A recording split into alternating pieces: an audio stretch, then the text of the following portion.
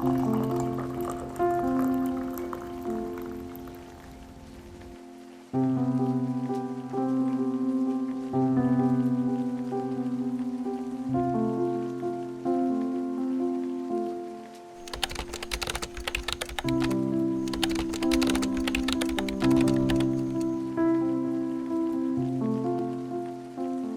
welcome and good morning, or whatever time of day you're watching this. Welcome to my Sunday weekly review. Someone in my comments suggested that I actually film a weekly review to kind of show you guys what I mean with this, because I've been mentioning weekly reviews in my videos quite a lot lately, and I've actually realized with that comment that I never really explained what I do in my weekly review. So I just thought I would take you along today. I'm going to walk you through all of the things I do, how much time it takes me, and while we do that, we're going to drink a cozy cup of tea together. So for those of you who have never seen a video of me before or missed me saying it in earlier videos, every single week on Sunday, I sit down and I do my weekly review. And I'm going to share with you today in kind of like a little vlog style, what I do during my weekly reviews. I'm going to talk you through all of the tasks. I'm kind of going to show you what I do in Notion and how I use Notion Calendar now instead of Google Calendar. So let's start by what I do on a weekly review. On a weekly review, I basically prepare for the week to come and I look back at the week that has passed. So I'm just kind of gonna take you on that journey of how this looks like. I'll probably film it a little bit sped up, so you're gonna like see my Notion, see my screens, all of those things. And in between, I'll sometimes interrupt with a little bit of context to what we're doing. So let's just get right into it. So we are going to start with preparing my week. I'm going to get all of my calendars open. I'm going to look at all of my to-dos, and then I'm going to use my week view to schedule everything that is going to come up next week, because as you can see, there are some things in there already that I scheduled ahead, but most of my week planning still needs to happen. So we're going to start with that.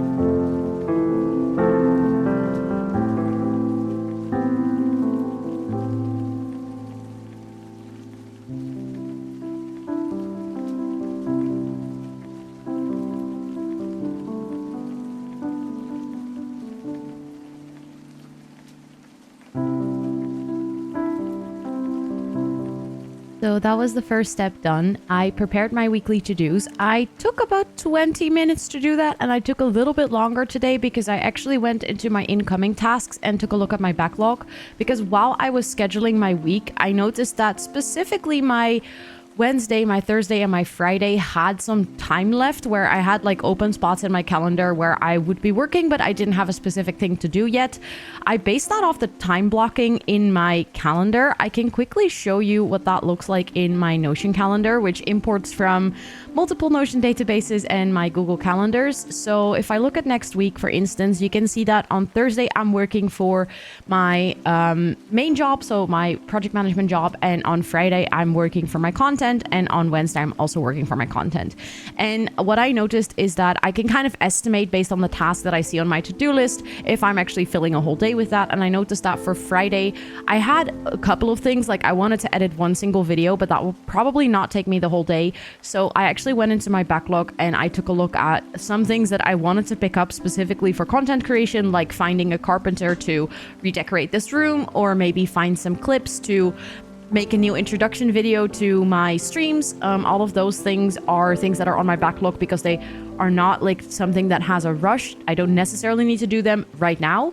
However, I do want to do them sometime this year. So I put them on my backlog, and then whenever I notice, hey, actually, you know what, I'm in a nice flow and I have some extra time on my content days, that's when I look at that backlog and I go in and I see, okay, so for my career, I had a specific task that I actually realized that I had scheduled already. So I moved that to the right date. I looked into my content creation. Like I said, that's usually quite a long list of things. However, there were a couple of things in here that I was like, you know what, actually, I can actually schedule them. Like, for instance, finding a carpenter that is on Friday, but also deciding on the paint color for this studio. I just need to make a final decision, and then I need to figure out where I can buy that paint. And that's definitely something that I can just spend like 30 minutes on Wednesday because I have that time. So I kind of went over my backlog.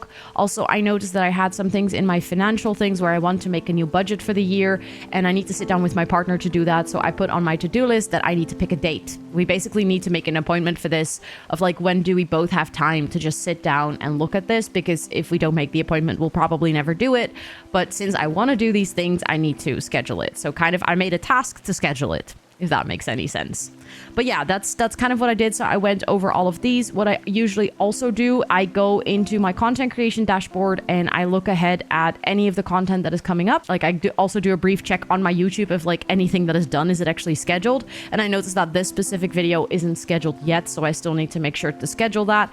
Then I checked in the work in progress, like do I have time scheduled this week to work on the videos that are work in progress, and also what is upcoming this month or these 2 weeks, and do I have time allocated to actually work on those things. And I wanted to make sure to kind of check that. And then usually I just schedule the things that are incoming. So for instance, my income as a content creator is actually ready to record because I scripted it last week. So now I scheduled time to actually record it. My pack legacy, I always record on Wednesday. So that's a recurring task. So I can actually ship it off to my editor, who's then going to work on it. So basically that's kind of what I do when I plan my week. Is I look at my work calendar, which I'm not going to show here on screen right now, but I look at my work calendar and see which appointments I have. I look at my personal calendar, see which appointments I have. I look at my content calendar. Sometimes I even go into my full monthly content view to see if there's anything that I can kind of like work ahead on, or if there's any content that I need to already start scripting now, because it takes a bit more time to do all of the research. So I like review all of the places where I have potential to-dos, and then I move them into my week for the coming week. As you can see, the next week is basically empty, so I try to schedule only 1 week ahead. There are some things like that one to do that I actually know I'm gonna do on February 1st because I scheduled an appointment with a colleague for it. So sometimes I plan a little bit further ahead, but my actual schedule usually comes together for the week to come. And I don't plan any further ahead than this.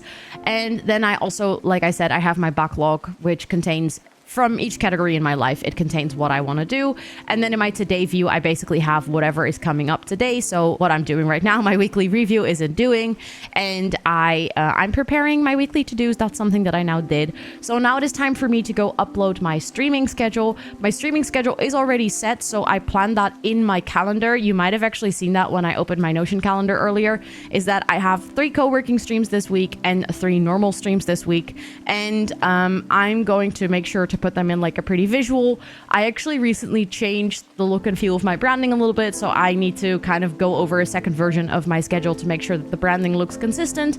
And then we're gonna post it on my socials and in my Discord, which is usually about a 10-minute task. So let's actually dive right into that, and then I'll talk to you guys after.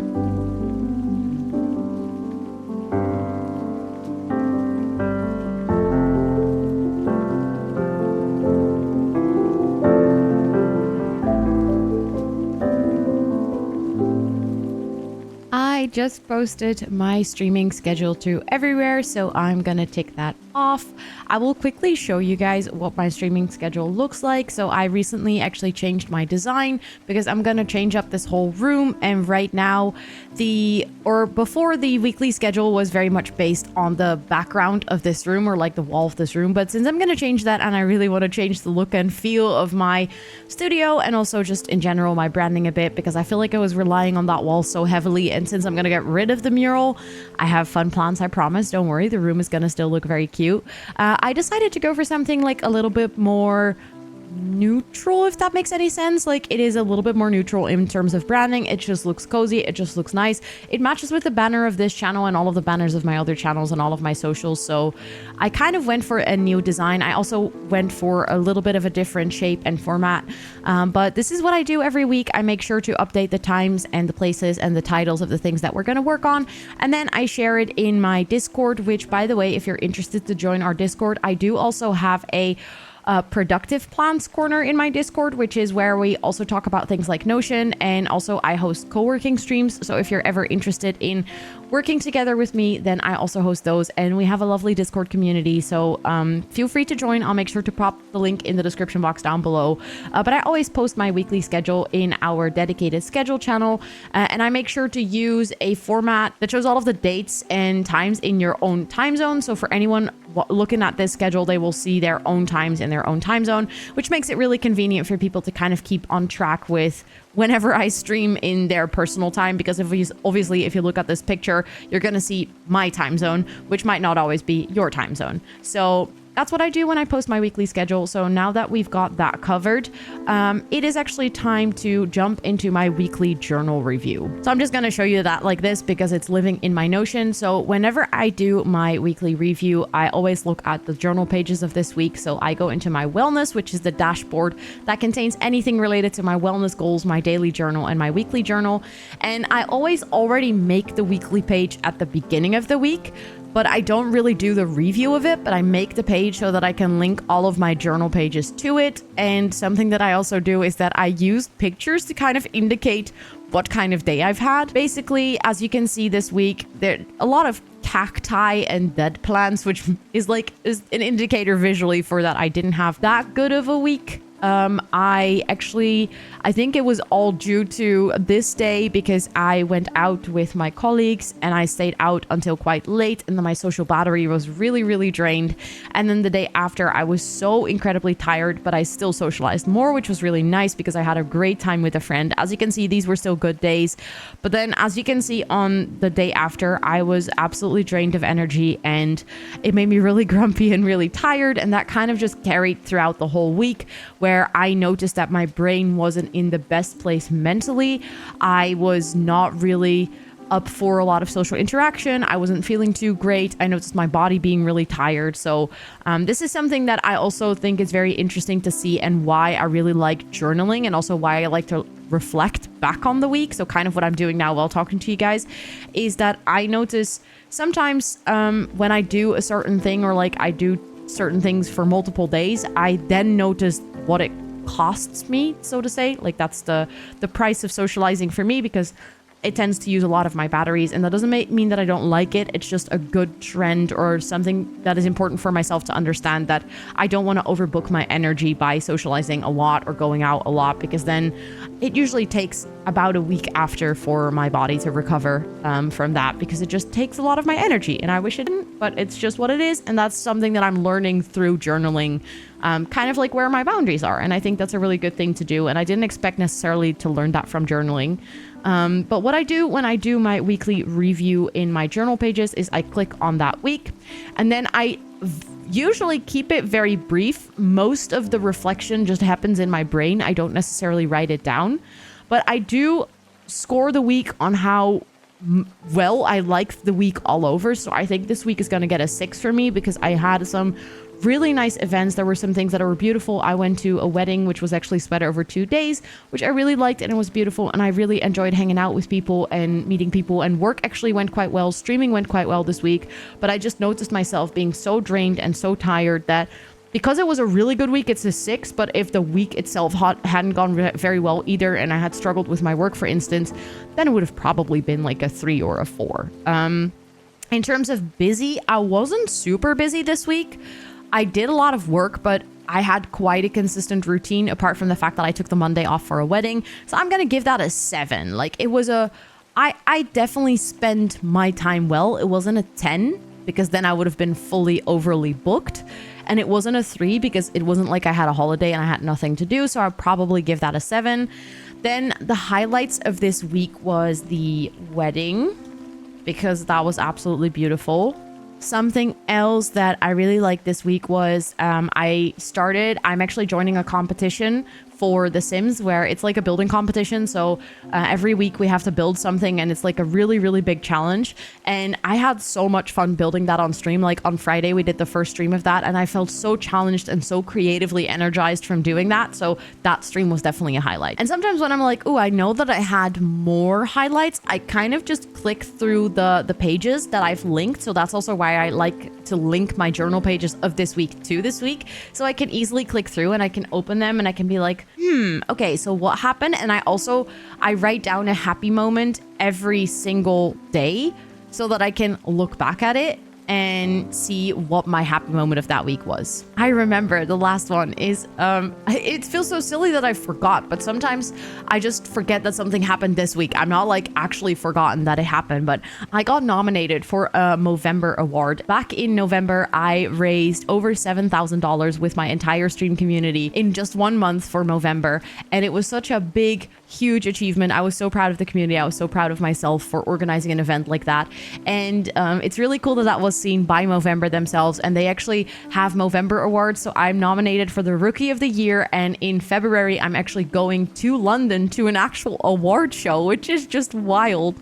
And that nomination got through this week, and when I heard, obviously I was through the roof. That was just wild. I never expected anything like that. And then I always reflect on my sources of stress. So that is basically anything this week that was kind of dragging me down or holding me back. And I think this week, a very clear one was having a drained social battery. And I think a second one is that my partner this week was also not in the bestest of place. I think he was also drained in terms of like energy. So then obviously when you're two people living in the same house who are both not in the best mental space, that just takes up more room than you would like it to be. So that is it. And then if I want, I can write more of a reflection.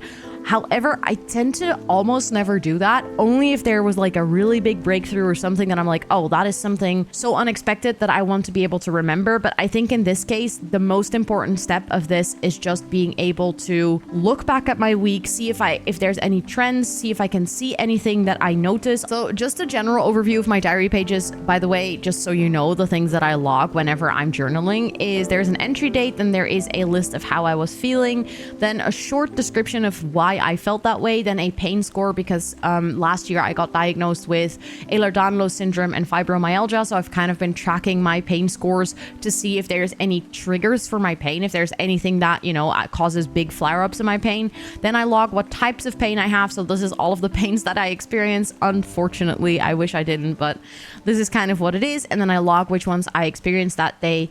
I log my moods, I rate which ones I felt, and that list just gets extended whenever I feel like I had a mood that isn't really in the list. Then I check whether I've taken painkillers, yes or no. That's kind of just to keep track of how I manage my pain and how easy I let myself take painkillers. Then I write down what kind of activities I did that day. So did I work from home? Did I go to the office? Did I do streaming, etc.? Then I log the weather, and that's just very generic. Like, was it sunny or dry or rainy or windy, and then kind of temperature ranges of 10 degrees. That is because weather unfortunately very much influences my body and how I feel due to the fibromyalgia and the Ehlers-Danlos. It has a huge effect on my body if it's cold, so I'm just kind of tracking the weather to see if there is a trend between my pains and the weather, and also just activities and my pains, etc. Then I log how much sleep I had on the previous night. So basically in the morning I check how much sleep did I get, and then I log it for that day, how many steps I took that day, how many liters of water I drank, then what my happy moment was of that day. So something that I did that just made me smile, that made me feel like that was a good day or something. It can be such a small thing, but just something that made me happy during that day. And then also which weekly review it is linked to. So that's what I try to do by the end of every day. Whenever I forget, I do it on the next morning. That is how I track how I feel, and just kind of use that in my weekly reflections to see if there is a trend or if something that had a huge impact, I can still notice it in pains or something later. So that was the weekly journal review done. Then I'm going to update my personal finances, which is basically just me quickly scrolling through my bank account, seeing what kind of money I spent and adding it to the table.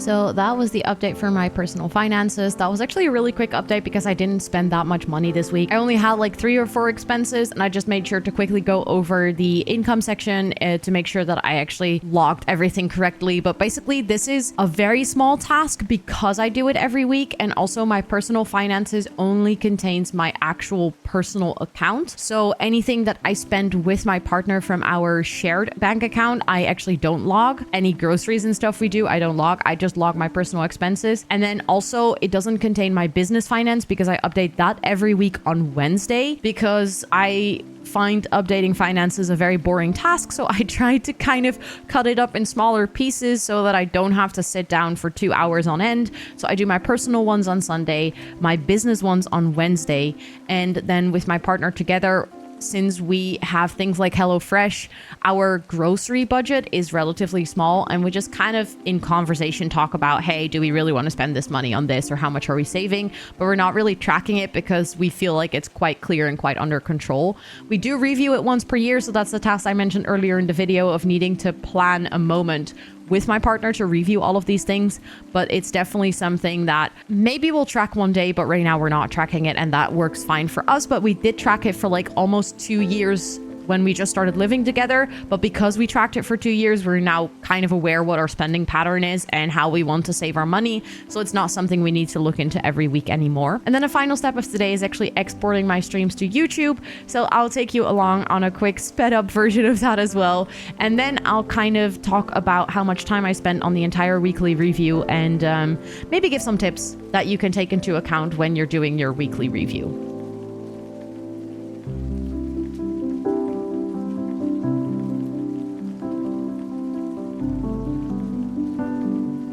So that was it. I exported my streams to YouTube, which means that I am done with my weekly review. I just checked my clock and I spent about an hour, but that is including all the things that I had to do to make sure that all of this was recorded.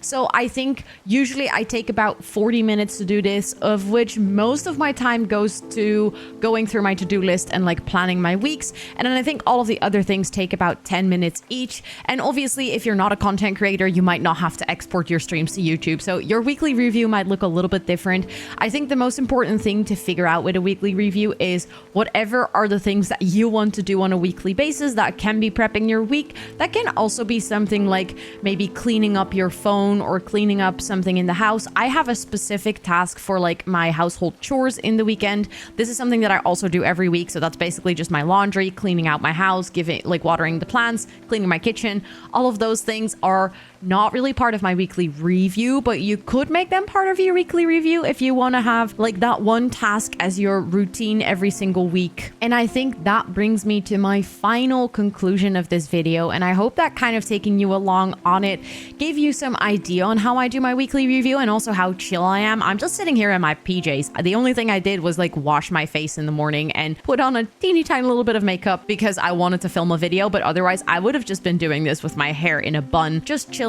So basically, this is something that I can do very nicely with my first cup of coffee in the morning on a Sunday, or like right now, it is currently 1 p.m. Try to make sure that you make this something that is relaxed to do.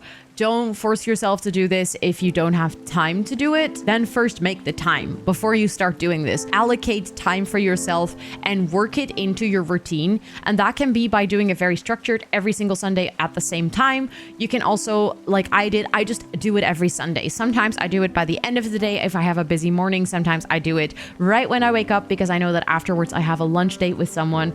It's just the whole concept of doing it as a weekly thing. And I also feel like because I've been doing this for a long time, because I've been doing my weekly reviews, I've extended them, but I've been doing it in its core for like the past 3 or 4 years. I think something that really helps me is that whenever I feel uncertain or stressed about the next week, I just know for myself I'm gonna have time to sit down and look at it. And also something that I really like is that I don't have to do this on my Monday morning. So it's not like my week is already kicked off and then all of a sudden I have to look into what I'm gonna do that week. I really like doing this on a Sunday so that one, I can stay in my PJs and there's like no other rush for me to do stuff that day. But also because then I know that whenever my week starts on Monday morning and kind of the ball starts rolling and I have obligations and appointments and everything, I just know that I can fall back on my to-do list, and I just know that Sunday me, the chill me where I wasn't stressed about anything, already thought everything out. And that is, I think, my main tip for you guys as well.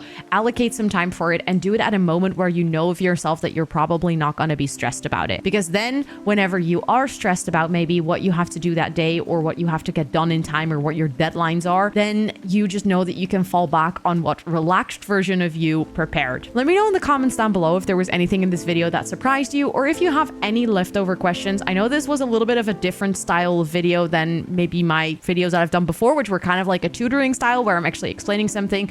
And this is just kind of showcasing however I do my weekly reviews. And I would love to hear your thoughts on it. So thank you so much for watching. If this was helpful, please do toss it a cheeky like. And if you're not subscribed to my channel, well, this is your moment to do so, because then you're updated of any of the future videos I bring out. And also you wouldn't miss the studio remodel. Like I said, we're going to change how this room looks. So make sure to stay tuned for that. And thank you all so much for watching, and I will see you on the next one. Bye, everyone.